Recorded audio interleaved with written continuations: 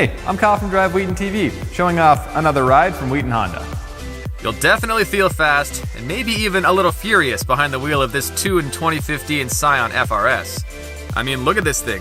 You're going to stand out on the road with a custom wrap, but the digital camo might not be for everyone and can certainly be removed. It's lowered with a custom paint job, HID headlights, Aventado-style taillights, and blue 18-inch Ray Engineering wheels. It also comes with the stock 17-inch wheels with winter tires. The 2-liter 4-cylinder engine has been upgraded with a Greddy turbo kit and a Greddy exhaust. Plus, the 6-speed manual transmission gives you full control of this rear-wheel drive ride. It's also equipped with an adjustable suspension as well as front and rear strut braces. The interior is leather, except for the driver's seat, which has been swapped out for a Bride carbon fiber bucket seat, but the original is available if racing seats aren't your thing. It also comes with a boost controller and a racing gauge. If you have any questions, feel free to hit me up on email, Facebook, or Twitter, or just head down to Wheaton Honda.